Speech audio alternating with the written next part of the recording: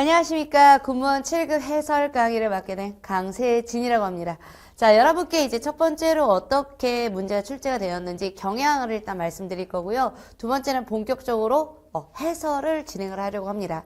자, 이전 강의에는 9급을 먼저 찍었으니까 혹시라도 9급 먼저 듣고 싶은 친구나 혹은 9급이 있는지 몰랐던 학생이라면 9급도 검색하면 바로 나올 것이라고 미리 말씀드릴게요. 자, 먼저 7월 5일 동일하게 일단은 자기 직렬에 맞게 쳤을 텐데 글자 수는 비슷했습니다. 9급과 7급의 글자 수가 차이가 있는 건 아니거든요. 근데 역시나 7급이기 때문에 어려운 점은 어휘라고 말씀드릴 거예요. 어휘가 상당히 어려웠어요.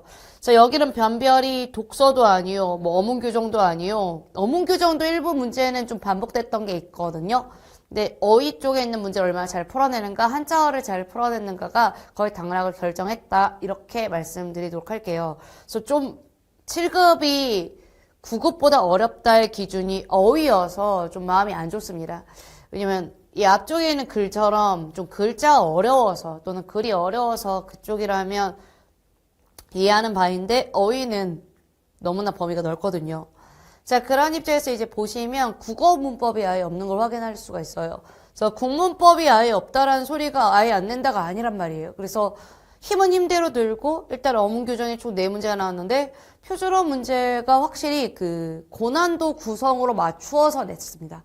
가장 어려운 건 어떤 거다? 다음 중 모두 틀린 것을 고르시오 또는 모두 맞는 것을 고르시오 이런 문제 유형이 상당히 어렵죠. 문학은 고전시가 쪽에 있는 이야기보다는 현대시에 있는 이야기가 고전소설인데 문학은 일단은 어려운 쪽은 아닙니다. 그 다음 독서는 일단 9급과 비교했을 때는 비슷한 선이지만 신유형이라고 생각이 느껴요. 장문의 공문서라든가 고치기라든가 또는 문단 고치기라 해서 문장 고치기가 아니라 장문에서 좀 글의 구성을 볼 때 내는 문제 유형이 있거든요. 근데 이 문단 고치기는 문제의 포인트를 정확히 알고 풀어야 되기 때문에 좀 응용성이 좀 강해야 된다고 말씀드릴게요. 그 다음 어휘가 굉장히 다채롭게 나왔기 때문에 이 점 좀 유념 있게 좀 보셔야 되지 않을까 싶어요. 그 다음 마지막에 오류 이야기를 드릴 거예요.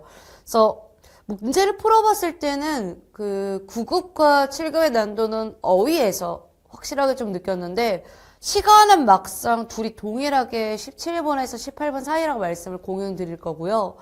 24번의 마킹 1분은 어느 정도 한 문제당 1분 정도로 계산을 해서 그 정도 적정선이라고 일단 이야기 드릴 건데 훨씬 이보다는 줄어야 다른 쪽에 좀 투자를 할 수 있지 않았을까 싶어요. 그러면 문제 유형 보면 이제 띄어쓰기 항상 나왔던 거 혼동어휘 마찬가지고 종합형 띄어쓰기와 동시에 틀린 표준어를 찾는 건데 이거는 일전에 서울시라든가 좀 고난도를 냈었던 7급 문제에서는 아예 단골이라 혹시라도 이번에 처음 느꼈다라면 그 연습을 좀 하고 들어오는 게 맞다라고 보고요. 그리고 이제 문학 같은 경우에 이 고전소설이나 이육사의 작품은 좀 난도가 어렵진 않은 쪽에 속합니다. 그 다음 독서는 그 명제 문제가 이 안에 들어와 있어요. 그래서 여기가 문제은행식으로 이제 배치되어 있다 보니까 그 기존에 있던 문제를 일부를 계속 반영을 해주고 있는 것 같은데 좋은 현상이라고 저는 느껴요. 왜냐면 배웠던 부분을 가지고 복습하는 쪽에 호환성을 고려한 것 같거든요. 근데 아예 배운 적이 없으신 분은 당황했을 수밖에 없는데 군무원만 준비하셨던 분들한테 해당 문제는 사실 글을 읽었을 때 난도 자체가 어렵지 않은 수준이란 거 일단 하나를 말씀드릴 거고요. 국가직과 지방직을 푸셨다면 100% 어렵지 않게 풀었을 거라고 생각을 해요. 왜냐하면 기본적인 골고에 맞춰진 예비 문제랑 동일했기 때문에. 그러면 이런 변화를 통해서 알려주는 건 언제든지 NCS 같은 문제 유형이 나올 수 있다. 그렇기 때문에 공부 범위가 이전보다 더 넓어졌어요. 오히려. 그 다음 표준어의 그 어문 규정에 외래 없는 거 보이시죠? 그래서 얘를 전면 삭제를 하면 다른 쪽에 이제 문제를 제작을 해서 보내줘야 되는데 장문에서 문장 고치기가 너무 많이 나온 거예요. 중의문도 문장 고치기에 해당하거든요. 중복이니까. 게다가 공문서도 풀어야 되죠. 문단 고치기는 좀 더 시간을 투자해야 돼요. 맥락도 알아야 되고 문단의 구성까지 알아야 되니. 그래서 의외로 독서에서 시간을 줄였는데 장문의 시간이 좀 든 경우. 왜냐면 신유형이다 보니까 이런 쪽에 특징들이 있다. 그 다음 어휘 문제는 진짜 온갖 어휘 유형 다 넣은 것 같아요. 특히나 저 어휘 적절성은 지금 맥락을 읽고 확인하는 문제인데 난도는 어렵진 않아요. 그렇지만 이제 기존에 풀어서 대비하는 문제가 아니라는 거죠. 그런 관계에서 확인했으면 좋겠는 거. 나 6번 문제는 한동안 안 나왔다가 나오는 유형이 아니라 그 국가직과 지방직에서 원래 냈는데 몇 년간 출제를 안 한 파트 이렇게 생각을 해주시면 좋겠고, 오류 문제는 종류를 알면 문제가 풀리는 거라 확인해 주시면 인지가 되는, 쉽지 않은 게 아닌, 지식을 알면 아는 그런 문제 유형을 말씀드릴 거예요. 아마 현장에서 푸실 수 있는 부분이 대부분이라 저는 생각을 합니다. 자, 그럼 이제 7월 5일 공무원 7급부터 차근차근 진행을 해보죠. 그래서 공공언어 바로 쓰기 원칙이라는 기조 안에서 공문서 문제가 나왔어요. 근데 정말 어려운 게 이 어문규범을 지킬 것은 범위가 진짜 넓어요. 그래서 빨리 봤더니 무슨 문장 대 문장으로 이루어져 있는 거지? 어문규범을 뭘 지킨 거지? 이렇게 생각이 든단 말이에요. 그 다음에 이게 원래 1, 2, 3, 4면 기역, 니은, 디귿, 매칭해서 딱 풀어야 되는데 이번에 문장을 문법에 맞게 쓸 것은 정말 포괄적인 문장이잖아요. 그래서 아니 이게 무슨 문제야 이럴 생각이 들 만큼 그 포인트가 되게 미묘했어요. 게다가 중복적인 표현을 간결하게 한다 했을 때 의미 판단해야 되지만 문장이 너무 길고 조사랑 어미를 지나치게 생략하지 않을 것도 생략되어 있는 걸 찾아서 문제를 풀어야 돼요. 그러다 보니 국가직이나 지방직에 나왔던 공공문서랑 유형 비슷하냐 그러면 좀 다르다라고 말씀드릴 거예요. 그래서 빠르게 들어와서 내용대로 읽으셔야 되거든요. 안녕하십니까? 통계청과 법무부에서 공동 실시하는 이민자 체류 실태 및 고용조사를 위한 안내입니다. 그러니 이민자 체류 실태와 고용조사를 알기 위한 안내 문헌을 보낸 거죠. 그럼 여기에 의로라는 조사를 추가를 하면 당연히 조금 더 명백하게 나오니까 이걸 틀리다고 말할 수가 없어요. 적절성이 높은 거지. 그럼 이제 두 번째 문장. 만일 조사협조문을 받지 못하셨다면 이 자료를 보시기 바랍니다. 라고 있었고, 받지 못하셨다면 조건이 나왔으니 해당 부정문 잘 띄어져 있는데 여기에 못이 하나 더 띄어져 있는 거예요. 그래서 이게 무슨 문제야? 어문규도 띄어쓰기 문제잖아. 이러면서 해당 2번을 답으로 끝났어요.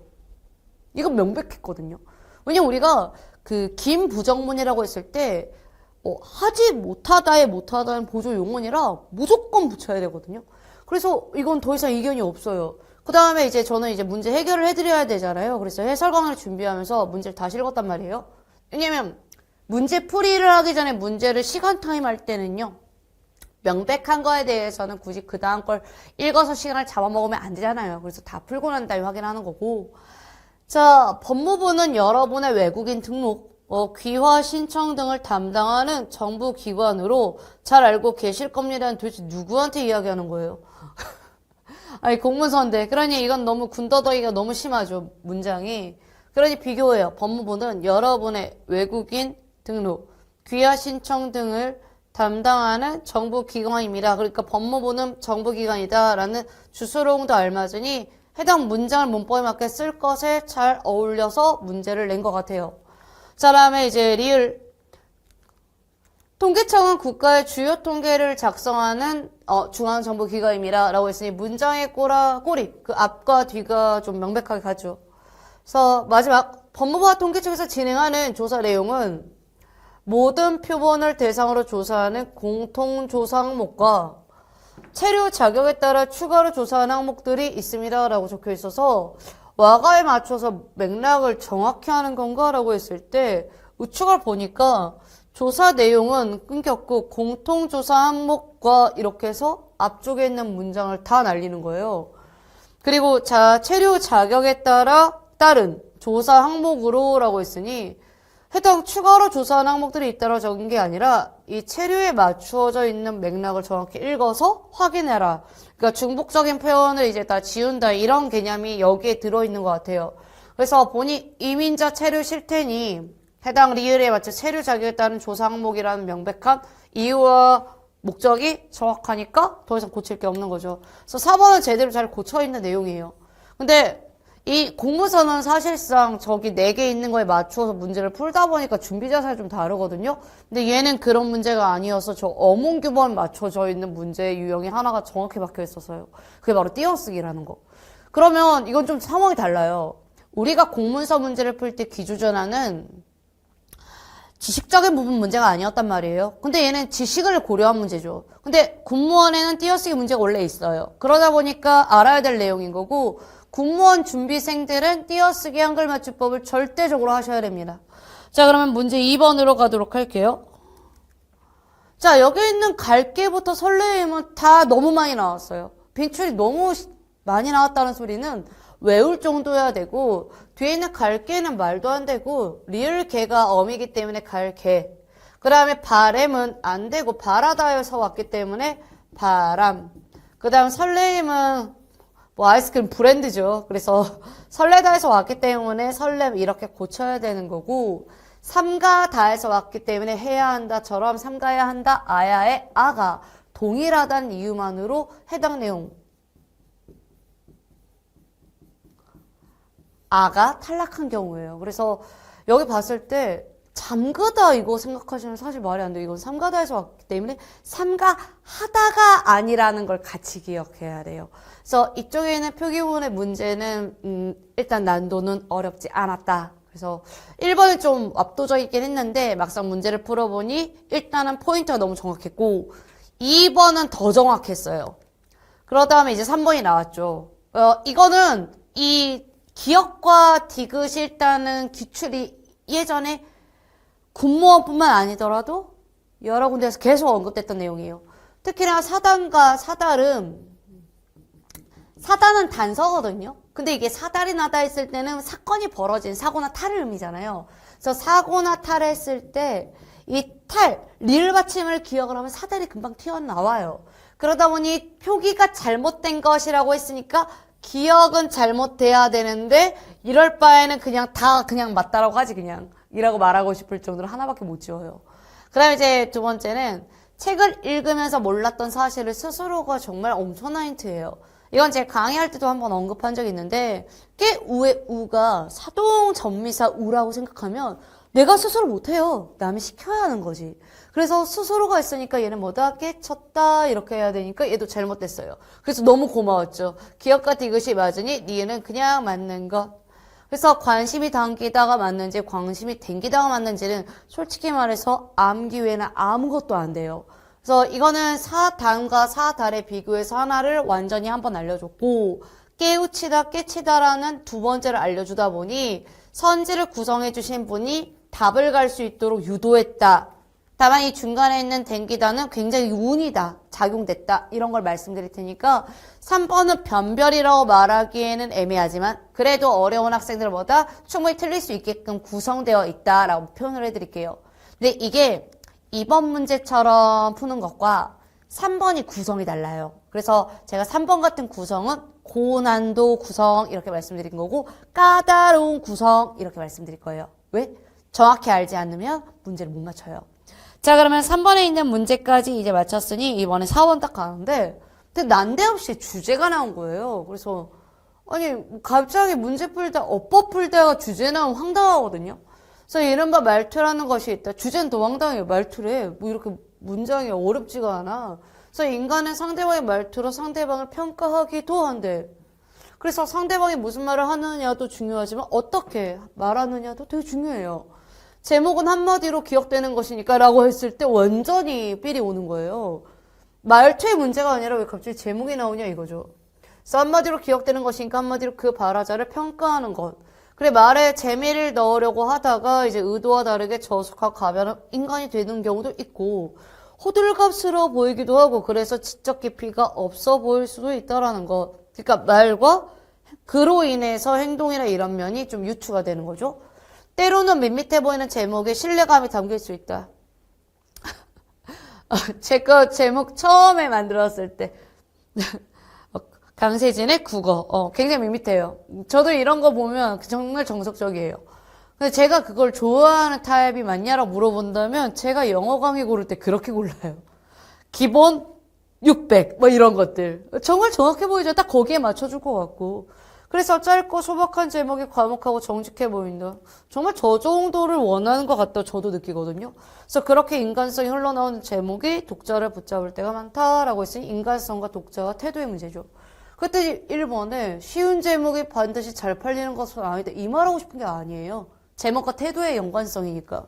그리고 제목은 유혹하는 살짝만 뭐 어떻게 보여주면 살짝이 뭐 이렇게 보여줄 거야? 뭐 만 말이야.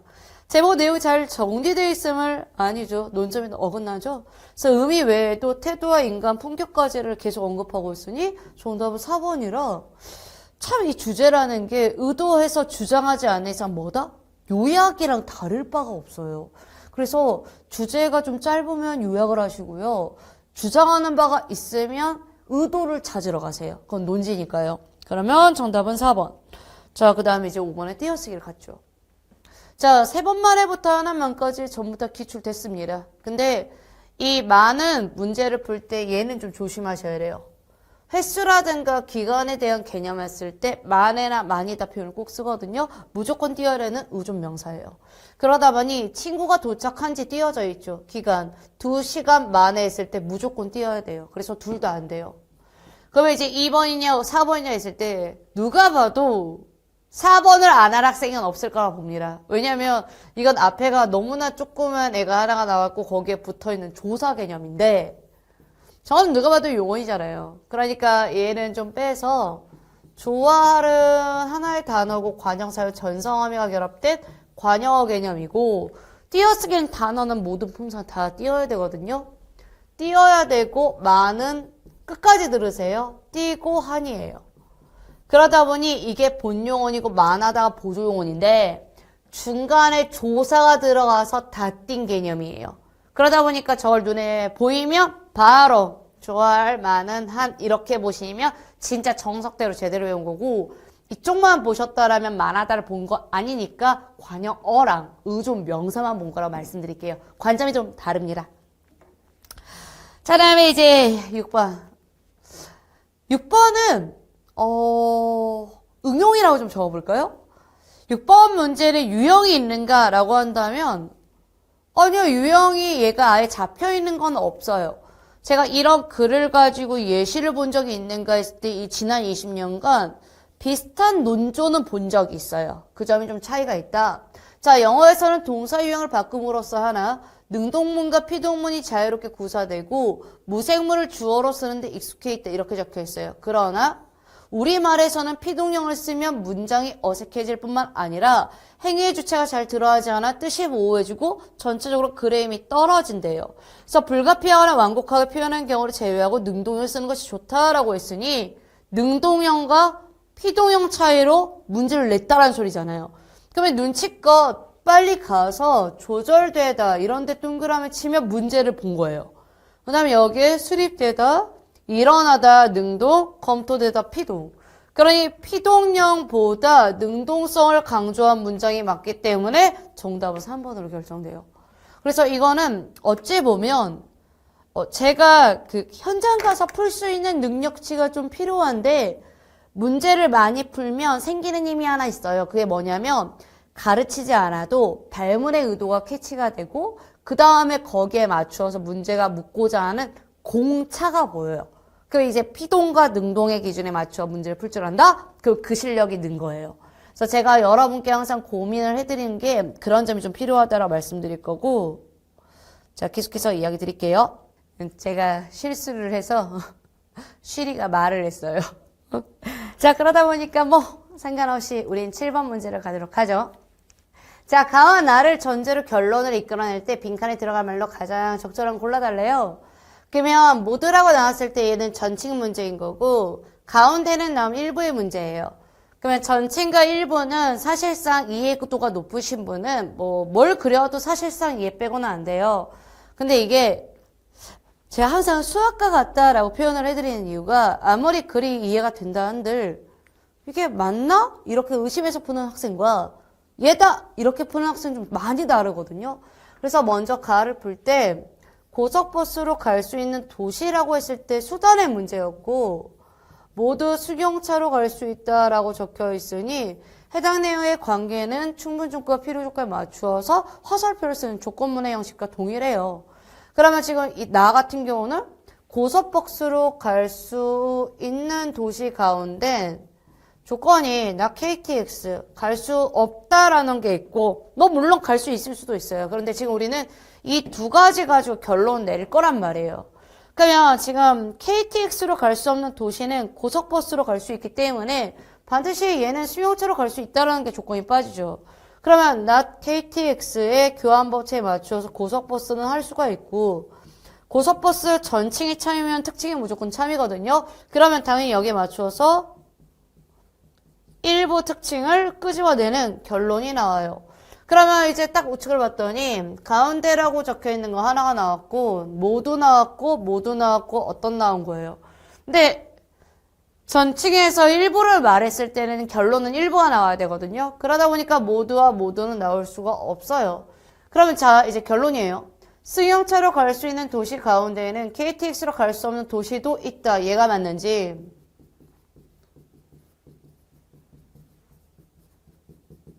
얘 같은 경우는 고속버스로 갈 수 있는 어떤 도시는 승용차로 갈 수가 없다라고 했으니까 어떤 도시니까 교집합 쓸게요. 나 승용차래요. 근데 지금 가을 전체를 보면 몽땅 승용차로 가야 되는데 갈 수 없다라는 말이 안 되잖아요. 그러다 보니까 우리가 보통 결론은 특징에서 이제 이화살표에 맞춰서 승용차로 결론 내는 게 맞는데 얘는 역조건이 충분 조건을 나오지 않음에 불구하고도 정답이 1번 외에는 될 수가 없어요. 그래서 제가 이런 문제를 풀 때 문제가 좀 정해져 있다라고 말씀드릴 수밖에 없는 게 우리가 알고 있는 가장 타당한 논증이 있는가 반면 그렇지 못할 때가 있거든요. 부실한. 근데 얘가 문제를 묻는 건 결론뿐이지 추가 조건이 아니란 말이에요. 그래서 그런 점을 좀 고려할 수 있으면 베스트다. 그래서 문제에 맞춰서 풀어라 라고 하는 거니까 해당 전층일 때는 화살표 조심하시고 특징일 때는 교집합과 같이 표현을 이렇게 해주시면 되겠고 연원 표시를 하라는 소리예요. 연원은 다시 말해서 무엇을 할 수 있다? 교환법칙이 가능하니까 매개양 맞추어서 확인하시면 독해만 해도 충분히 할 수 있어요. 왜냐면 KTX로 갈 수 없는 도시는 어차피 고속버스로 갈 수 있고요. 그다음에 그 고속버스로 갈 수 있는 도시는 몽땅 승용차로 갈 수 있기 때문입니다. 그래서 독해하면 일단 눈에 보인다. 근데 이 독해는 항상 짚어드려야 되는 게 하시는 분이 계시거든요. 자, 이번엔 문제 8번으로 가도록 하는데 정말 내가 옛날에 외웠던 모든 단어들 다 여기 들어가 있었어요. 첫 번째, 밤새부터 시작하거든요. 밤 사이에 지끈거리던도 맞고요. 머리가도 맞고요. 이틀날은 누가 이틀날입니까? 리을이 어떻게 고친다? 디귿으로 고쳐진다라는 건 어떠한 규정에 의해서 한글 맞춤법 규정에 의해서 바꿀 줄 아셔야 돼요. 그래서 표준어이자 한글 맞춤 어문 규정 초합이에요. 그 다음에 이제 띄어져. 이틀날이 되자 멀쩡해지다까지. 어아지다 같은 경우는 피동문이 아니지만 다 붙여야 되거든요. 피동문도 붙이지만 이렇게 해서 표현해 주시면 너무 감사할 것 같아요. 멀쩡해지다. 그럼 얘는 저기 부분이 틀렸기 때문에 X인 거죠. 그는 지시관형사라서 띄어야 되고요. 조사 잘 붙였고 기둥이 따르고 지붕 제대로 잘 적었어요. 근데 이 떠받치다는 애초에 어떠한 거 아래에 댈 때 받치다를 써요. 그 다음에 떠받치다라는 단어로서 써야 되므로 해당 디귿 받침을 없앨 수는 없는 거예요. 그래서 이건 어느 정도 무엇을 알아야 된다? 어휘력을 갖고 있어야 됩니다. 그래서 떠받치고 있는 모양새까지 그 모습까지 확인됐죠. 그 다음에 이건 이었다의 준말이라서 였다도 가능합니다. 그러면 우리가 여기에 있는 단어가 틀렸으니 모두 옳은 것이라 말할 수가 없겠죠. 근데 띄어쓰기 왜 줬는지 몰라. 표기가 맞는 건데.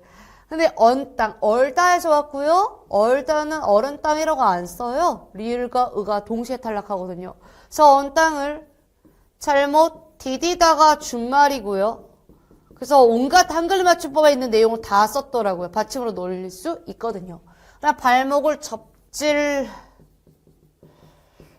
리다고요. 거기에 어따를 썼기 때문에 렸다 가능해요. 근데 이거 지금 확인하시면 기본형 얼마나 아느냐의 문제죠. 그래서 완전 어휘가 난도가 있어요. 그리고 이제 마지막에 4번. 진짜 이거 몇 번이라 고민할 수 있을 만큼 잘 썼어요. 털입니다.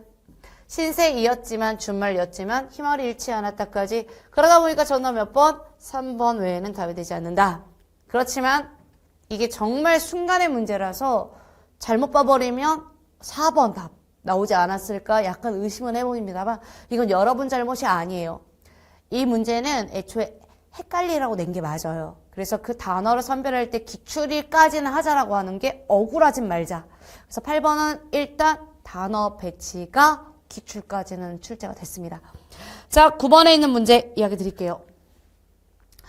얘는 처음 딱 봤을 때 문제가 뭘 묻고자 하는지 약간 당황스러운 거예요. 왜냐면 하나의 단어는 형태, 즉 음성 기호와 의미로 구성된다 적혀 있고, 그런데 형태의 의미는 1대1의 대응 관계가 아니다 이렇게 적혀 있어요. 그런 다음에 하나의 형태에 여러 개의 의미가 대응되기도 하는데, 이때 서로 다른 의미를 지닌 별개의 단어이지만 형태가 같은 경우도 있고, 반대로 하나의 단어가 여러 개의 의미를 가지기도 한다라고 적혀 있는 거예요. 그럼 누가 봐도 동음 이어라? 다이어 문제거든요. 그럼 전자의 경우는 동음어라고 하고 후자의 경우는 다이어라고 하니 얘네들 관계를 보는 예시를 주고 확인하래요. 그럼 지금 그는 요즘 신문에 연재소설을 쓰고 있다. 라이팅의 개념이고, 그는 억울하게 누명을 쓰다라고 했었을 때 누명이라는 조건으로 쓰다, 추상적인 대상물이 내가 그런 걸 억울하게 당했다라는 개념이 들어가죠. 근데 그는 아무나 반말을 쓰다, 사용하다 개념이 들어가고요. 그럼 감기를 앓았던 입맛이 쓰다는 누가 봐도 뭡니까? 맛이 쓰다, 형용사 개념이죠. 그럼 지금 기억부터 리을까지 겹치는 공간이 1도 없어요. 다음에 이제 미음에 경험이 많은 사람을 쓰다라고 했었을 때 어떠한 거 사용한다는 개념에서 디귿과 미음이 약간 겹치는 감이 없잖아 있었죠. 그래서 얘와 관련해서 지금 문제의 유형이 동음이어 찾으라는 문제였고, 다이어 관계인데 저 리을이 너무 특별하기 때문에 다이어 관계라 말할 수는 없을 거예요. 그럼 이제 얘인가 했을 때 소설 쓰다, 라이팅이 너무나 뚜렷해서 다이어라고 절대 못해요. 그럼 이거는 문제가 1과 3으로 나뉘어져 있고, 디귿과 미음의 유사성을 찾으신 분은 당연히 무엇을 동음어라고 말할 수 없죠. 왜? 이제 문제는 동음어로 찾는 게 아니라 다이어로 찾아야 되거든요. 그러면 얘네들은 전부 다 달라진 점을 확인을 했으니까 정답 몇 번? 1번으로 마무리가 됩니다. 그래서 지금 얘는 유형 자체가 옛날에 있었는가 그러면 있죠. 근데 구성이 옛날 건가 라고 하면 아니요, 없죠. 구성은 다른 문제거든요. 그래서 얘를 혹시라도 하나를 헷갈렸다라면 동음이어와 다이어 묻는 문제고, 다이어한테 동음이어의 조건을 붙여야 되고, 동음이어 조건은 다이어 조건을 붙여야 되거든요. 근데 제가 항상 동음이어 문제는 동음이어로 붙으려고 말을 해요. 왜? 다이어든 동음이어든 헷갈리니까 동음이어가 훨씬 더 쉽다. 그러니 리을이 공략 대상이에요. 그럼 리을로 문제를 풀다 보면 지워지는 게 있잖아요. 그러면 눈치를 채는 게 있고요. 그렇게 해서 문제 유형을 잡아내면 대략 한 1분 정도의 시간이 걸리고 정상입니다. 그래서 이 9번 문제 풀 때 선생님 너무 시간이 오래 걸려 이러신 분은 정상입니다. 다만 빠르게 캐치할 수 있도록 의도는 정확하게 읽죠. 그래서 이 점이 7급과 9급의 차이였어요. 9급은 기존에 있었던 유형을 찾는다. 7급은 가서 봤더니 내가 알고 있는 내용 맞지만 유형이 달라져, 구성이 달라져 있는 부분을 보고 빠르게 캐치해서 출제할 의도를 읽는다. 자, 이번엔 10번. 관용구는 범위가 정말 넓어요. 그래서 그 사람 그쪽 방면으로 발이 넓어 네가 도움을 받을 수 있을 것 같다. 확장되어 있는 개념이잖아요. 그러니 우리가 자주 쓰는 단어가 너무 좋아요. 그리고 저렇게 눈이 높은 아가씨가 내세울 것 하나 없는 청년이 눈에 들 리가 없다라는 표현을 우리가 쓰거든요. 그러니까 눈에 나다는 밖으로 나가야 될 거 아닙니까? 그러니 이건 맥락이 맞지가 않죠. 이게 무슨 망발이란 말이요. 다 된 일에 코 빠뜨리자는 속셈이 아니라면 대관절 이럴 수 있는 거예요. 코 빠뜨리면 큰일 나죠. 다 된 일인데. 그러니 이거 흠칫 하나 두면 안 되겠다라는 맥락으로 얘도 우리가 자주 써요. 그래서 적절하죠.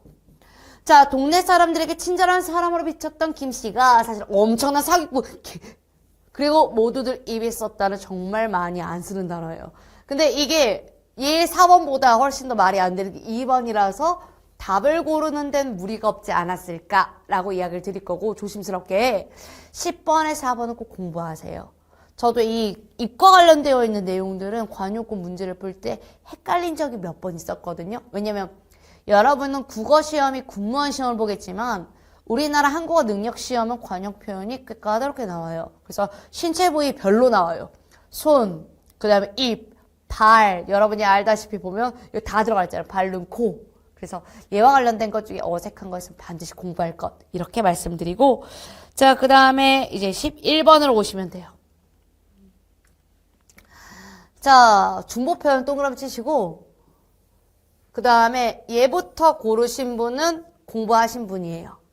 과반수는 이미 넘은 거거든요. 그러니까 과반수를 넘을 수는 없겠죠. 그러니까 과반수를 넘는 사람이 찬성했다 했을 때 해당 내용 지날 과자랑 넘다가 중복된다 해서 사용되지 않은 것으로 가장 적절한 걸 고르려면 사용된 거 빨리 3개를 골라내야 되는 거예요.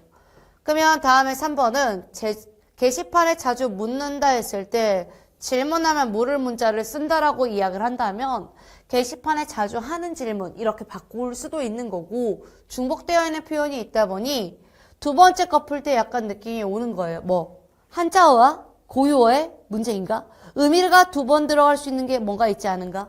그럼 지난 과거도 마찬가지로 과가 지날 과자거든요. 그러니 얘와 얘가 의미가 중복되므로 정답이 2번인데 패스트푸드가 아니라 슬로푸드는 그 단어 자체가 우리가 중복이라고 말할 수가 없어요. 전혀 다른 걸 지칭하니까. 정답 몇 번? 2번 이렇게 됩니다. 그래서 제가 막 말을 더 해드리고 싶어도 공무원 7급 문제 유형 자체가 좀 되게 단답식으로 나와 있어서 문제 자체는 좀 속도감 있게 문제를 풀고 있다. 다만 헷갈리니까 확인해야 된다. 이렇게 말씀드리겠습니다. 자, 다음 시. 푸른 하늘에 닿을 듯이 세월에 불타고 우뚝 남아서서 교목입니다. 제가 나무를 하나 싹 그려드릴게요. 푸른 하늘에 닿을 듯이래요. 엄청 큰 나무네요. 세월에 불타고 우뚝 남아서서에 굉장히 의지가 느껴지지 않습니까? 근데 그거에서 명령을 이렇게 내는 거예요. 봄에 꽃피지 말아라. 그럼 이런 문장에서 우리가 느껴지는 감동은 이렇게 힘든 과정에 무언가 일어났으면 조금 더 힘든 상황이 벌어지는가? 이런 의심. 근데 문제를 푸는 입장은 이렇게 감상하는 게 아니란 말이에요. 바로 기억 들어가서 시적자가 지향하는 이상세계를 상징하는 게 맞는가 했을 때 해당 푸른 하늘 닿을 듯이 우뚝 남아 서 있는 이 태도를 보면 그럴듯하다라고 표현을 가능한 거죠. 자, 그럼 이제 니은에 가야 되니까 이제 쭉 읽으면 낡은 거미집 휘두르고 끝없는 꿈길에 혼자 설레이는 마음은 뉘우침이 아니라고 적혀 있어요. 그러면 설레어도 된다라는 의미겠죠. 검은 그림자 쓸쓸하면 마침내 호수 속이래요. 그러면 누구 그림자? 얘 거. 깊이 거꾸러져 차마 바람도 흔들지 못해라 라고 했으니 바람이 흔들 수 있는 존재인가 보죠. 그러면 이제 니은 식적자의 의지를 꺾으려 하는 외부적 힘 했을 때 확인이 돼요. 그러면 여기에 화자 같은 경우가 교목이 이런 걸 어떻게 합니까? 이거부터 들어갔어요. 맞죠? 왜냐면 지금 제가 자연스럽게 실적자가 지향하는 바를 그냥 교목에 투영해서 해석하고 있거든요. 그럼 지금 왜 그렇게 해석을 한 거냐면 제가 적절하지 않은 걸 고르라고 했지 적절한 걸 고르라고 하지 않았거든요. 세 개는 무조건 맞아야 돼요. 그러면 첫 번째 접근해야 되는 게 주제면인 거예요. 주제가 다른 게 있는가? 그 다음에 두 번째가 태도면인가? 세 번째는 무엇을 해당 구절을 누구한테 제대로 말하고 있는가? 자, 혹독한 현실에 굴복하지 않는 강인한 의지는 아무것도 안 적혀 있어요. 주제죠. 그러니 현실에 맞추어서 굴복하지 않은 의지를 드러내는 표현이 맞으니 의지를 꺾으려는 하는 외부에 있는 니은이나 거기까지 닿고 싶어하는 기억은 세트로 확인이 돼요. 그래서 시연습은 시켜서 보낸 이유가 문제를 푸는 의도는 알아야 돼요. 마지막에 부정적 명령어 어미는 문법이거든요. 당황했잖아요. 흔들지 못해라 하나, 꽃피지 말아라 둘. 그래서 이 흔들지 못해라, 꽃피지 말아라 했을 때 명령형 어미로서의 적합성은 사실 꽃피지 말아라가 훨씬 더 강해요. 근데 불구하고 이 둘 다 시어를 사용해서 부당한 세력과 비판을 가하는 게 아니라 내가 얼마나 강인한가를 보여주기 위한 표현일 뿐이라서 해당 세력이 아예 없습니다. 그러다 보니까 정답 몇 번? 4번으로 끝이 납니다. 그래서 이 12번은 7급 같았어요. 왜냐면 제가 수능을 기점으로 했을 때 현대시의 해석이 그 이상으로 넘어간 문제가 거의 없거든요. 그러면 거기까지 따라올 때 1차 상황을 이해했는가 주제면, 2차 시적자와 시적 대상이 하는 행동 다른가 2차, 그 다음에 시공간 이렇게 3차 구별하면서 풀어야 되거든요. 근데 이거는 어찌 보면 기억과 니은의 힌트를 줬기 때문에 화자의 태도를 일지할 수 있고 거기에 맞춰서 주제가 나온 바람에 4번의 변수를 빨리 캐치할 수 있지 않았을까 생각이 들어요. 그래서 혹시라도 이런 점이 좀 많이 힘드시다면 꼭 상담을 받았으면 좋겠습니다. 자, 다음에 이제 13번 문제. 단어가 엄독이 없어요. 국어분 있었는데. 그래서 7급 하시는 분들은 사자성어 필수입니까? 라고 하면 해야 되지 않을까 싶습니다. 왜냐면 모르지 않더라고요. 지방제 7급 학생들도 가르쳐보면 알아요. 가르쳐보면 모르진 않아요. 1분 다 알아요. 이런 건 모를 수 있죠. 더딜지친데 지지부진. 그래 여기는 밖으로 한골 탈퇴. 그 이 다음에 무슨 문제를 풀죠? 다 맥락으로 풀고 의미의 매칭인 거잖아요. 그러면 오래 길들인 생활의 터전을 내준 걸 후회했대잖아요. 후회봤자 이미 때는 늦었다니까 만시지탄이 맞죠. 눈보라가 몰아쳐 산을 오르기가 어려웠대요. 왜 올라가냐고 이해가 안 돼요 솔직히. 근데 이미 어려운 상황인데 주위가 어두워지면 진짜 큰일 났죠. 그러니까 엎친 데 덮친다. 설상가상에 맞죠. 자, 외촌동은 하루아침에 미군에 철수해버린 기지촌처럼 썰렁해졌대요. 그러면 이제 분위기. 여태까지 지지부진으로 뛰어오르던 했을 때 지지부진은 더딘 거거든요. 뛰어오르던 건 갑작스럽게 벌어진 일이잖아요. 무슨 맥락이 이렇게 의미가 이해가 안 되는 모순이 벌어집니까? 그래서 이건 어울리지 않는다라고 이야기를 드릴 거고요. 자, 달주는 편지를 읽고 나서도 한참 멍청한 기분이었고 이거는 판단할 수 없어요. 환골탈태라고 하지만 사람이 달라져도 했을 때 예로 풀어야 되죠. 환골탈태 자체가 뭡니까? 바뀌어져 있는 상황을 말하니까요. 그러다 보니 음독해야 되고 맥락 봐야 되고 의미 확인해야 되니까 시간이 걸리는 문제 이용되겠습니다. 그래서 음독이 아예 안 되면 문제 못 풀어요. 사자성어는 음독을 하면서 의미를 확인하기 때문에 아예 문제 유형이 다르고 이 점을 좀 고려해 주시면 감사하겠습니다. 자, 다음에 이제 14번이고요. 14번은 제가 당시에 풀었던 방식대로 들어갈게요. 먼저 3번부터 풀었어요. 자, 이 조약의 공포는 말을 했다. 두 나라의 영토 분쟁을 종식하는 의미를 지닌다 했을 때 이 말은 역사에서 정말 많이 나와요. 종식하자. 그래서 한때 매우 성하던 현상이나 일이 어떻게 끝나고 정리된다는 의미니까 해당 내용은 적절할 수밖에 없어요. 다음 이제 두 번째로 육박하다를 확인했죠. 왜냐면 육박은 긴박하다, 급박하다, 어떠한 것에 어디에 다다르다 표현으로 뉴스나 기사에서 꽤 많이 쓰는 단어 되겠습니다. 근데 여기에 고기육자 쓰는 건 저도 이 글자 보고 처음 알았어요. 자, 그러면 회담의 타결점에 육박하다는 이 타결점을 기준으로 거기에 바싹 가까이 붙는다는 개념이니 적절하다고 표현할 수 있어요. 자, 그럼 1과 4인데 교착 상태에 빠졌다는 건 어떻게 해결이 안 된 거거든요. 근데 사물들이 서로 깊은 관계를 가지고 결합하여 있으면 그러면 빠지면 안 되죠. 내용과 이 상황이 모순돼요. 말이 안 돼요.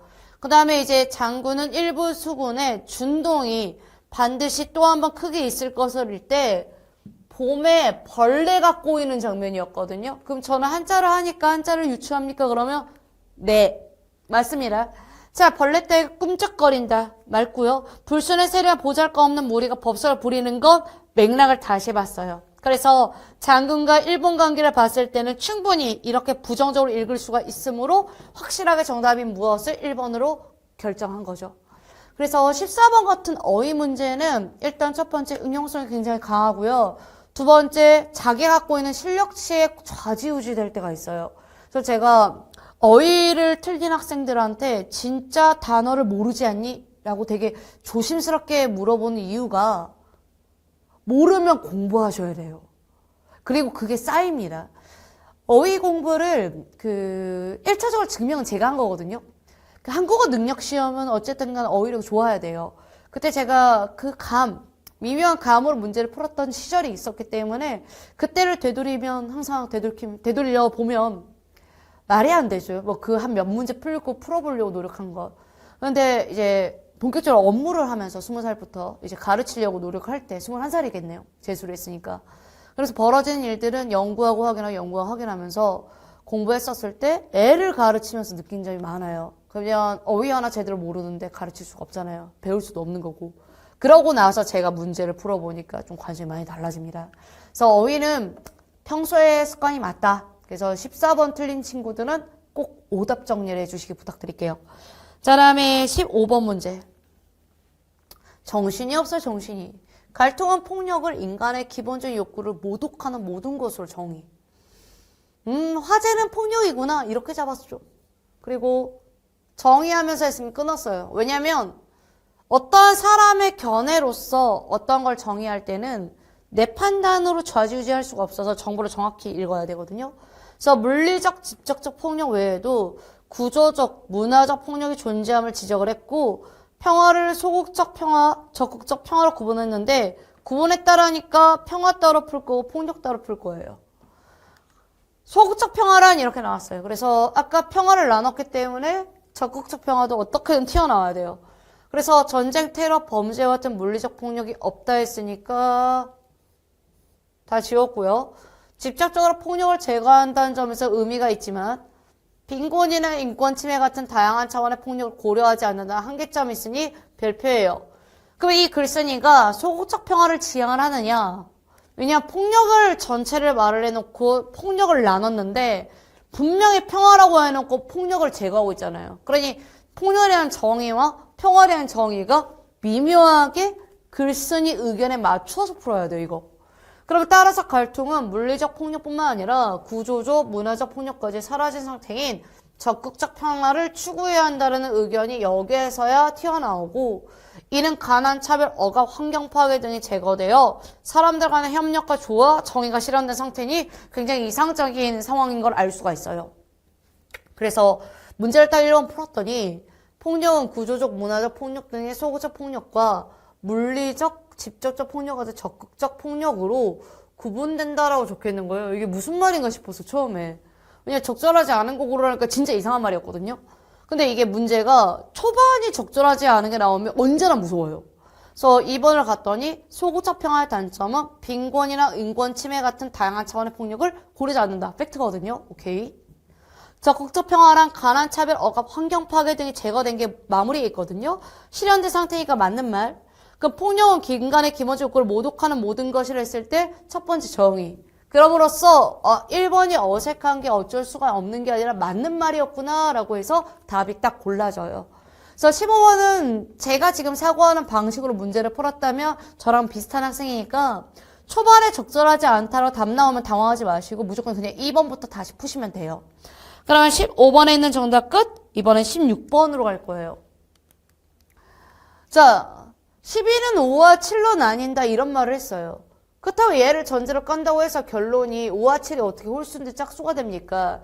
그러니 일반화에 맞춰져 있는 걸 구체적으로 빠졌더니 이게 전혀 말이 안 되는 오류인데 지금 이 16번은 얘네들을 따져서 푸는 문제가 아니라 전제를 바탕으로 결론을 논증하고 다시 결론을 바탕으로 전제를 논증한 오류 예시는 전제와 결론, 그 다음에 결론과 전제의 구설을 갖고 있는 걸 찾아내라는 소리랑 똑같아요. 그러면 문자를 빨리 읽어서 반복되는 걸 찾으면 되거든요. 그러면 2번이 정말 매력적이에요. 이 옷은 값이 싸다, 값이 싼 건 쉽게 떨어진다. 그러므로 이 옷은 쉽게 떨어진다 했는데 쉽게 떨어지니까 값이 싸다 이 말이 아니란 말이에요. 그러면 이 여기에서 김 선생 의견도 틀렸다, 민 선생 의견도 틀렸다 하면서 반복은 나오죠. 근데 이건 일반화의 오류라서 선생들의 의견은 틀렸다, 순환 논증이 아니에요. 근데 4번이 그는 덕망이 높다. 그는 인격자니까. 그래서 인격자인 것은 덕망이 높다 해서 전제, 결론, 결론, 전제 이걸 말하고 있으니까 정답 몇 번? 4번으로 끝이 나죠. 그래서 이거 같은 경우는 정말 순환논증 기본만 물어봐서 다행이다 해요. 그래서 16번은 처음 보신 분도 얘인가 아닌가 싶을 때 얘밖에 없는 것 같은데 라고 독해까지 하셨던 문제 거의 없을 것이고요. 혹시라도 2번에 딱 마무리를 졌다라면 이건 우리가 보통 푸는 연쇄출원에 맞추어서 결론이 난 거라 해당 16번의 순환논증과 별로 상관이 없어요. 그리고 3번은 기납출원의 오류예요. 완전히. 김 선생도 틀리고 민 선생도 틀려서 니들이 틀린 거지 어떻게 선생들의 의견이 전체가 틀려요. 말도 안 되지.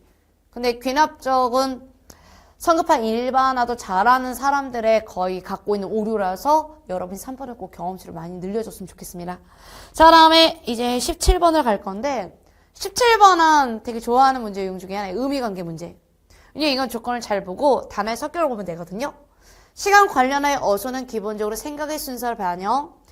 예전에 지금 좀 기억이 가물가물한데 국회직인가 법원직이 비슷한 문제를 냈어요. 그래서 문법적으로 대등한 자격을 가진 요소들이 나란히 배열될 때 일정한 원칙이 있대요. 그래서 기준이 없을 때, 바라시의 기준이 없으면 자연시간순. 그러면 우리나라에는 봄, 여름, 가을, 겨울 했을 때 이게 정말 너무 말이 이쁘지 않니? 난 봄도 이쁘고 여름도 이쁘고 가을도 이쁘고 겨울도 진짜 이쁜데 글자 자체가 따뜻한 걸 기준으로 겨울을 말한 게 너무 기분이 좋아요. 사실 여름에서 봄으로 끝나도 상관없잖아요. 근데 이게 다 자연의 변화. 무엇이 피고 무엇이 지는 관계. 그래서 이거는 해당 자연시간 순서가 맞다라고 해서 오케이를 하셨을 거예요. 다음에 이제 기준이 있을 때예요. 가까운 것이 앞서고 멀어질수록 이제 뒤로 한다 적혀 있는데 먼저가 죽어버리면 어떻게 삽니까? 선후관계가 맞지가 않아요. 그래서 저 2번에 가장 적절하지 않은 거의 정답 2번으로 끝납니다. 적절하지 않아요. 근데 이제 3번과 4번이 여러분이 아셔야 되는 게 이동이나 상태 변화를 나타내는 동사라고 했으니 이게 동사인가라고 한번 인지는 해야 돼요. 왜냐면 나들이는 명사거든요. 근데 지금 단어의 배열의 규칙을 찾는 거라 나들이를 나다, 나가다, 들다, 들어오다 연상작용이 있으시면 문제가 이제 풀릴 거예요. 근데 그 현상이 없으면 다시 말씀드리지만 경험이에요. 그러면 여기에서 한번 경험을 해보시면 나중에 나간 게 먼저고 들어오는 게 나중이니 시간 순서상 먼저인 걸 먼저 말했다 할 수 있죠. 그 다음에 이제 4번은 강조하거나 놓이면 시간적 순서가 반대래요. 그러면 알아듣다 했을 때 듣고 아는 거예요. 그러니 맥락 보시면 야 저게 말은 무슨 소린지 들어야죠. 그 다음에 아는 거잖아요. 그래서 순서가 바뀌어 있는 걸 확인할 수 있으면 얘도 적절한 예시 되겠습니다. 그래서 이런 문제가 좀 많았어요. 그래서 9급은 약간 정석적인 그 공무원식 문제 배열이다라고 느꼈다면 군무원 7급은 이거는 그냥 내가 배웠던 문제보다는 새로운 걸 좀 창조해서 문제 구성이 바뀌어 있네? 이런 것들이 좀 강해요. 근데 막상 독해를 해보면 풀 수 있는 문제예요. 그래서 17번 문제보다 뭐 이런 걸 풀 때 당황하지 마시고 그다음에 이제는 중의문은 배워서 하시는 거니까 이 4번부터 갈게요. 어머니를 웃으면서 호호호호호 랄랄랄라 노래하는 아이를 바라보았다. 이렇게 하면 되고요. 이건 좀 황당하긴 한데 어떻게 하는지 궁금하긴 하거든요. 웃으면서 노래를 해요.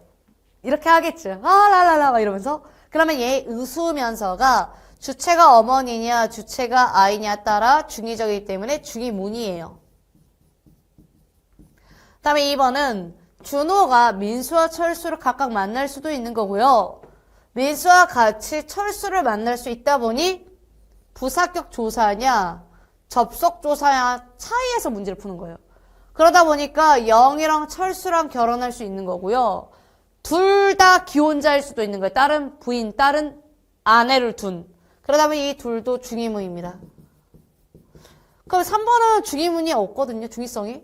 그는 철수를 자기 친구라고 생각한 거니까 뭐 중의를 어떻게 둬야 될지 모른 거예요. 그때 그 자기가 지칭하는 바가 다른 사람이면 좋겠는데 이 철수를 친구라고 생각했다 문맥 정확하고요. 자기는 그의 친구니까 정답 3번으로 마무리가 됩니다. 그래서 18번처럼 중의성 묻는 문제는 헷갈리시면 문제 공부를 하시는 게 낫습니다.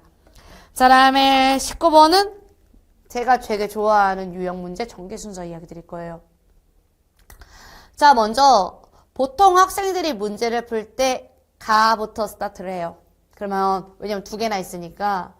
그런데 지금 보시면 공유 경제는 이렇게 들어갔죠. 사람들을 소유욕에서 자유롭게 하고 공유할수록 더 다양한 것을 풍족하게 누리게 한다는 점에서 긍정성을 이야기를 했는데 하지만 이런 주장은 이렇게 나올 수가 없어요. 왜냐면 이런 주장은 반드시 앞에 주장이 나와야 되거든요. 그래서 가는 제껴야 돼요. 그럼 나는 나의 경험이 사진과 영상, 문자로 공유되고 지구 반대편 네티즌들에게 부가가치를 제공한다면? 이거 너무 무서운데요, 지금 상황이? 이는 공유경제가 맞다. 오케이. 하지만 그 와중에 나에 대한 더 많은 데이터가 매력적인 공유장을 마련한 그 누군가에 집중적으로 제공된다. 이렇게 공유된 데이터를 소유한 소수 집단. 우려점이 지금 계속 나오죠. 개인은 데이터 제공자에 대해 막대한 소유권을 행사할 수 있대요. 이거 엄청 끔찍한 거예요. 드러난 모습으로는 공유 경제지만 안으로는 업그레이드 소유 경제거든요. 왜냐면 그거에 대해 우리가 동의를 하지 못하면 어차피 서비스 이용이 안 되는 거라. 그럼 새로운 소유 경제가 도래한 것이다는 거의 결론에 다다를 정도로 뭔가 정리가 다 되어 있어요. 그래서 나는 일단 둬야 돼요. 이걸 앞으로 뺄 수가 없고 다음에 많은 경제 전문가들은 공유 경제가 미래 비즈니스 굉장히 긍정적으로 보고 있으니 첫 시작과 유사하죠. 더 이상 공유 경제는 일부 스타트업 경제 전문가들 이해하면 되는 비즈니스 모델이 아니라 부정했고요. 미래 비즈니스 정글에서 생존하기 위해 고민하는 사람들은 물론 자유를 누리면서 풍요로운 삶을 영위하고 싶어하는 우리 모두가 반드시 이해해야 할 전 세계적 파도라는 것이다 라는 말로 시작을 해요. 근데 이게 제가 뭐뭐가 주장한다란 말이 없어도 지금 우리가 얘를 주장이라 봐야 되는 이유가 의견이라서 그래요. 그럼 벌어지는 현상 이면 반대쪽으로 보면 미래를 공유의 시대로 선포하는 데 되게 신중해질 것인데 지금 세상에는 데이터 소유 전쟁이 벌어지고 있고 엄청난 영상들을 공짜로 공유가 됐지만 영상을 보는 대가는 우리는 자신의 더 많은 정보를 플랫폼 제공자에게 전송하고 있고 지난 주말에 찾았던 명소, 맛집, 후기 공유하죠 우리. 보람과 즐거움, 존재감을 만끽하는 동안 수많은 데이터가 계속 플랫폼에 들어가요.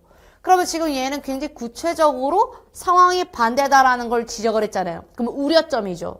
그러면 우려점이 가도 우려가 되어 있고 지금 보시면 나도 우려가 되어 있는 거니 누가 이 가나를 연결고리로 안 잡겠습니까? 다는 아예 긍정성이 강했는데 그러면 가나의 개념이 같이 있지 않고 뒤집혀 있는 건 더더욱 말이 안 되고 이 가나의 시작점을 말할 수가 없는 건 주장이라서요. 그래서 정답 몇 번? 3번으로 끝이 납니다. 자, 다음에 있는 문제 20번. 제가 이 문제는 좀 고민을 했던 게요. 고전소설 문제는 정말 신중해야 돼요. 이유가 시간을 잡아먹거든요. 그래서 먼저 뭐부터 본다? 문제 발문. 삽입된 삽입시의 역할 끝. 다음에 이제 두 번째 뭐 본다? 전개적 요소. 같이 풀고 중간에 빨리 빠져야 돼요. 이유는 인물에 대한 이야기가 아닌 이상은 집중해서 읽을 이유가 없어요. 의도가 명백한 문제라. 그럼 전라도 남원에 양생이라는 사람이 있었다. 일찍이 어버이를 여의고 아직 장가를 들지 못하고 홀로 만복사 동쪽 방앗간에서 외로이 살고 있었다. 슬프잖아요. 슬프게 말해주고 있잖아요. 그 절간방 앞에 배나무 한 그루가 서 있었는데 때마침 봄을 맞아 꽃이 활짝 피어온 뜰하니 은세기를 이루었다. 누가 봐도 비유. 그런 달밤이며 배나무 밑을 거니며 이렇게 시를 읊조려요. 뭐라고? 한 그루 백꽃나무 적적함을 짝하니 시름도 많아라 내 시름. 달박음 이 밤이여 사나이 홀로 누운 이 외로운 창가에 어디서 들려오나 고님 둥소소리. 외로움의 절정이잖아요. 외로운 비추는 시홀로 날아가고 자기를 원앙새 맑은 몸에 논이는데 그럼 자기가 외롭다라는 걸 자연물을 통해서 강조하고 있고 네 집 인형 그리며 바둑을 두는가 등불은 가물가물 이내 신세에 점치는 듯하고 끝이 나요. 양생이 시를 읽고 나니 문득 공중으로 소리가 있대요. 전기적 밑줄 현실적이지 못한 울 거 아니지? 이거 100% 정기적이지? 그래서 정답이 2번으로 끝나요. 그래서 이 문제는 여기서 끝났어요. 그래서 이 아래 걸 읽을 이유가 없고 이 문제 의도를 알았으니까 여기에는 문장만 보러 들어갈 거예요. 근데 저는 이제 해설을 해드릴 거니까 끝나지 않고 계속 이어갈게요. 자, 그대가 참말로 고운 배필을 만나고자 할진데 무엇 근심할 거 있으랴. 너무 좋잖아요. 하늘에서 야, 로또 번호 6개 이거야! 라고 하면 이거만큼 행복한 게 어딨어요. 그러니까 크게 기뻐해야죠. 자기가 바랬던 게 일어날 건데 난 아직 그런 걸 못 받았어. 좀 조상님이 나왔으면 좋겠다고. 자, 그 이튿날은 곧 3월 20나흘 그 골에서 해마다 이날을 맞게 되면 많은 젊은 남녀들이 반드시 만복사를 찾는데 되게 해보고 싶은 풍습이에요. 자, 등불을 켜고 저마다 소원을 빌어 하느님 도와주세요. 자, 이날 양생은 저녁 예불이 끝나기를 기다려 법당으로 들어가 자기 소매 속에 막 깊숙이 간직해 있던 저포를 내 부처님 앞에 던지기에 앞서 스스로 바라는 바를 살에 말했어. 오늘 제가 부처님을 모시옵고 저포놀이를 해볼까 한다. 만약 소생이 지면 법연을 베풀어 부처님께 보답해야 할 것이며 그렇지 않으면 만일 부처님께 지신다면 예쁜 여인 부탁 좀. 정말 의지적이네요. 출근한 다음 문득 점포를 던지었더니 과연 양생이 승리. 곧 그는 부처님 앞에 꿇어 엎드려 인연은 이미 정하여졌사오니 소생은 속이지 말라. 양생은 불탕 밑에 숨어서 이제 살핍니다. 정말 이게 현대에서 벌어지면요 무서운 거예요. 이거 다음 장면이 그거거든요. 숨어 있어요. 밤 거의 캄캄할 때 밤에 오잖아요. 이렇게 나와서 이제 빌고 있는데 여기 앞에 있는 거예요. 그렇게 폭 나타나면 얼마나 시급하겠어요. 자, 일단 답은 정해져 있고 지문 분석도 다 끝났고 그 다음에 이제 예를 볼 건데 제가 이 시가 진짜 애매한 게 이게 묘사의 섬세성이라 말을 해야 되는가 서술의 압축성이라 말해야 되는가 정감의 극대화했다 말해야 되는가 저걸 상징성을 봐서 표현의 단순화를 해야 되는가 이거 정말 기준마다 다르거든요. 진짜 순수 삽입시의 기능으로 문제 풀었어요. 왜냐면 시는 그냥 말하지 않아요. 그리고 시가 어려우면 말이 안 돼요. 왜냐면 이건 고전 소설이거든요. 그러니 시를 할 때는 감정의 증폭일 가능성이 더 높아요. 왜? 들어야 되고요. 문학성이 강하냐 안 강하냐의 문제가 아예 아니거든요. 그러다 보니 서술이 압축적이라든가 표현이 단순한 건 맥락이 같은 의미에서 들어간다면 둘은 지워야 되고 묘사가 자세한가를 드러내고자 하는 게 아니라 자기 감정을 드러내기 때문에 정답은 3번에는 되지 않습니다. 약간 좀 이건 문제 풀면서 좀 떨었어요, 저는요. 틀리면 어떡하지 이러면서. 근데 이건 삽입식 기능이라 뭐 다른 말을 할 수가 없고 만약에 제가 20번을 틀렸다고 하면 그냥 이의제기 걸려고 했어요. 왜냐면 삽입식 기능을 다른 말로 표현할 수가 없거든요. 그래서 정감의 극대화를 골랐을 때는 삽입식 기능이 있다 없다? 있다라는 걸 꼭 염두해 주시면 좋을 것 같아요. 자, 21번 문제까지 다 풀었기 때문에 이번엔 22번 문제로 들어가도록 하겠습니다. 얘는 공문에서는 잘 없어요. 문제 유형이. 장문에는 있어요. 장문이라는 수능에는 어떠한 파트에는. 자, 대기 오염은 인구 증가, 도시 집중, 공업 발달, 에너지 개발 등이 근본원이 되고 있다라고 할 때 일단 화제는 보고요.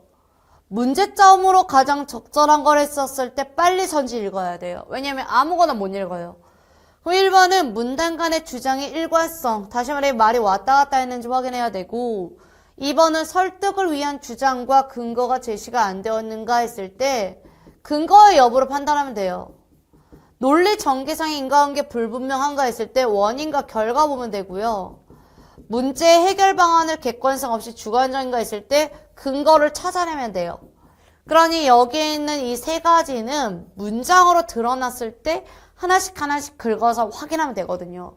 그럼 지금 대기오염은 이제 결과물인 거고 얘네들은 원인으로 본다면 원인과 결과가 불분명한가 했을 때는 그렇지는 않아요.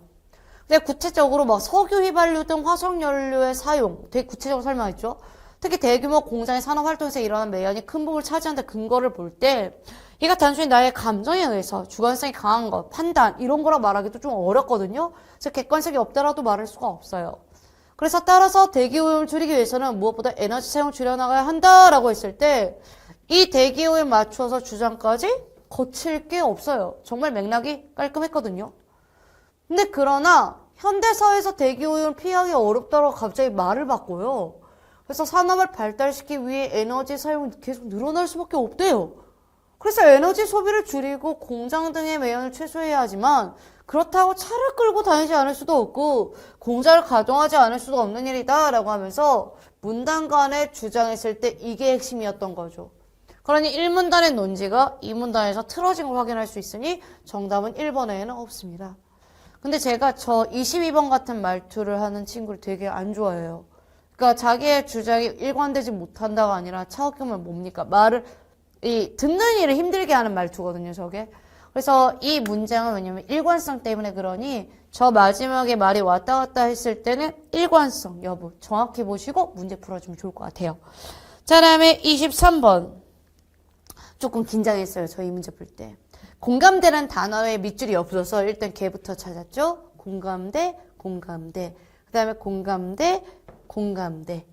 자, 새로운 안전대책을 발표하고 그것이 합리적이라는 공감대를 넓히다 하면 대가 이제 범위에 맞춰져 있으니까 넓히기는 맞는 말이에요.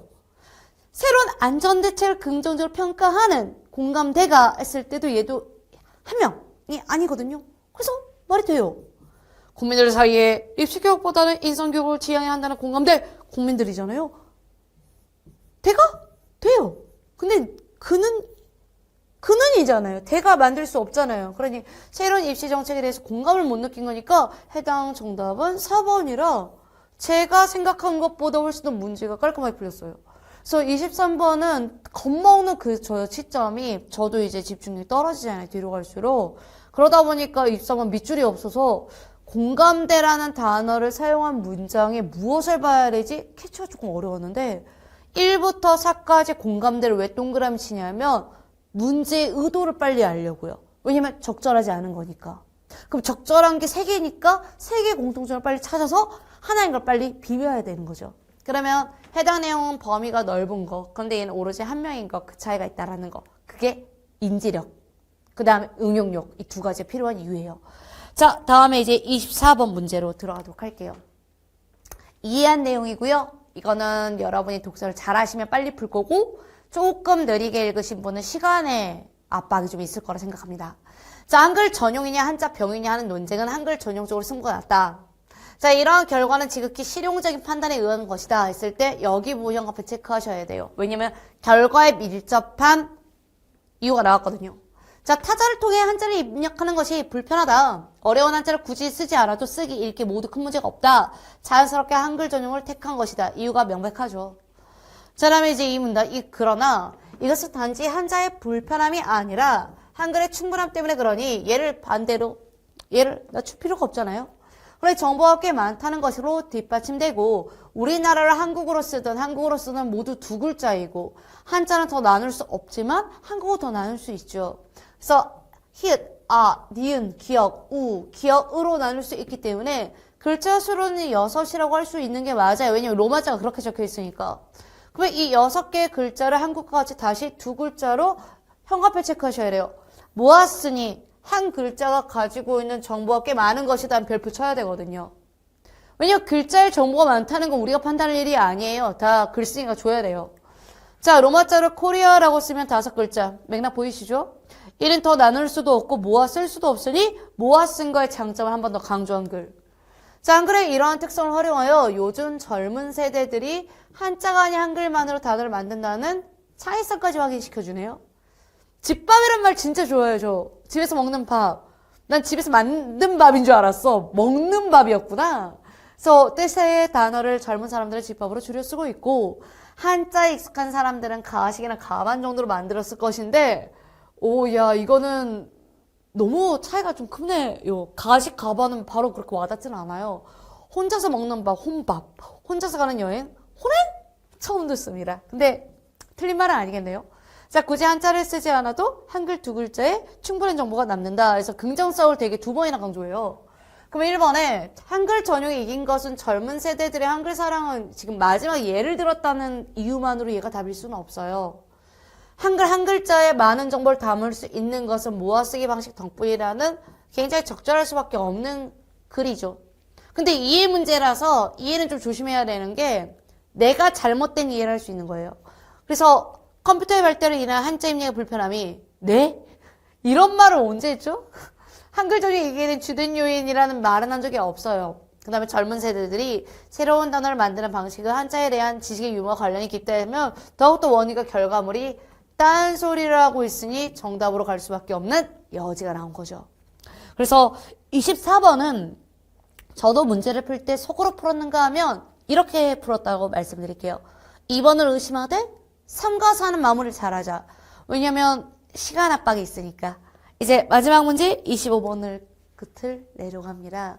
자, 공정한 기회균등 원칙에 입각한 교육이 불평등을 조장한다는 주장이 있대요. 그래서 공정한 기회균등 원칙을 보상제도로 오해한 데에서 기인한 것이다 라고 했으니까 지금 보셔야 되는 게 공정한 기회균등 원칙이라는 사실 하나를 잡으셔야 되고 이게 교육이 불평등한가라는 문제는 좀 다른 문제예요. 공정한 기회균등 원칙을 보상제도로 오해한 데서 기해한데 이 글이 이해가 안 되면 당연히 이 말도 이해가 안 되는 거예요. 근데 여러 번 봤을 때는 교육의 불평등을 조장한다라는 게 이해가 솔직히 조금 더 쉽죠. 그러면 같은 말이기 때문에 이쪽으로 인지해서 오해라고 결론을 내리시면 된다는 의미예요. 자, 그래서 공정한 기회균등 원칙은 그럼 뭔데? 자, 재능 있고 우연성이 좋은 사람과 그러지 못한 사람이 경쟁할 수 있게 하기 위해 전자의 교육을 제한하려는 원칙으로 오해한 게 아니냐라고 이야기를 했고 재능 있고 우연성이 좋은 사람, 그러지 못한 사람. 그러면 이건 불평등한 게 맞잖아요. 근데 이걸 오해라고 말하고 있는 게 중요해요. 그래서 전 롤즈가 말하는 공정기회의 균등 원칙은 여기 운영과편 체크하시고 진짜 글 자세하게 읽었거든요. 능력이 있는 사람이든 그렇지 않은 사람이든 자신의 재능을 실현하는 것에 초점을 맞춘다. 그러니 능력이 있든 없든 범위가 넓어져요. 교육과 관련해서 롤즈가 우선적으로 생각하는 건 부정의인 불공정함은 자신의 능력을 사회적인 여건으로 인해 개발할 기회를 얻지 못하는 것이거든요. 그래서 여기가 별표 5개입니다. 그러면 이 글은 읽었을 때 내가 능력을 갖고 있냐 마냐의 문제가 아예 아니에요. 사회적인 요건에 의해서 내가 할 수 없다예요. 그러면 따라서 자연적 우연성에 유리한 사람, 즉 천부적 능력, 재능이 상대적으로 높은 사람에 더 많은 재화를 투여하는 것은 공정성을 훼손하지 않는다라고 했으니 사회적인 여건에서 제약을 두는 게 아니잖아요. 그러니까 주는 거죠. 그래서 이러한 공적 재화 투여가 자연적 우연성의 토대를 둔 교육에 대해서 더 많은 격차를 나타낼 수 있다라고 얘도 인정을 해요. 그래서 롤츠는 이 격차 자체가 문제라고는 보지 않는 거죠. 왜냐 사회 여건에 의해서 안 되는 게 문제인 거니까요. 그래서 다만 이러한 격차가 교육에 머물지 않고 사회적 경제적 특권으로 전율해 불평등을 야기한다면 문제가 되는 겁니다. 단순히 교육에서 넘어간 거예요. 돈을 더 번다거나 그 특정 이익 집단이 생긴다거나 이건 말이 안 돼요. 그래서 예를 들어 교육을 통해 더 많은 교육을 받은 사람이 그런 많은 교육이 필요한 직업을 갖는 것 자체는 문제가 아닐 수 있지만 아니라고 이야기를 했습니까? 그런 직업을 통해 지나치게 큰 경제적 혜택을 독점받는 건 다른 문제예요. 그렇기 때문에 여러분이 이걸 다 돈으로 생각하면 안 된다고 이야기를 드린 게 자본주의의 돈과 교육적 관점은 완전 다른 거거든요. 근데 우리가 이게 굉장히 밀접하다 보니까 같이 연결돼서 생각을 하는 거죠. 그래서 이거는 두 가지를 분리시켜서 부정의한 조건은 여기에 맞춰줘야 돼요. 그 다음 마무리로 따라서 롤즈의 민주주의적 평등은 공정한 기회균등의 원칙의 이러한 부수 효과를 차등 원칙을 통해 교정하고자 한다라고 했으니까 사회적 권력과 경제 혜택을 분리시켜서 생각을 하자라는 걸로 마무리가 돼요. 그럼 이제 우측에 여기에 사회적 여건 때문에 자신 능력을 개발할 기회를 얻지 못하는 것은 불공정하다는 답이 될 수밖에 없는 거고 요약본이니까 천부적인 능력과 재능이 부족한 사람의 교육에 더 많은 재화를 투여해야 한다라고 했다라면 여러분이 글에 있는 핵심을 잘 못 읽으신 건 거예요. 왜냐하면 지금 이 입장이 교육을 이쪽에 맞춰서 이야기를 하자가 아니라 공정한 기회의 균등 원칙은 제가 여기서 말했던 이것으로 인해 못하는 게 힘들다라는 걸 알려줬거든요. 자, 교육을 많이 받은 사례 그 결과로 이것을 하는 건 문제가 된다라고 했으니 이건 너무나 명백하게 지워져요. 그다음에 4번에 공정한 기회균등의 원칙이 잘 지켜진다면 교육은 불평등을 초래하지 않는다라고 했는데 이 후반부는 결과물에 대해서 책임지지 않습니다. 롤스는요. 그래서 이 부분은 기회에 대한 개념을 말하고 있기 때문에 이거는 지문과 적합하지가 않아요. 그래서 여러분이 1과 2번 중에서 1번을 요약 조건으로 확인했다라면 핵심을 인지한 거라 제가 이해 문제는 좀 무서운 이유가 뭔지 아시겠죠? 이해니까요. 잘못된 인지를 해서 글자 못 올려서 확인할 수 있기 때문에. 그래서 25번의 정답은 1번으로 마무리 짓겠습니다.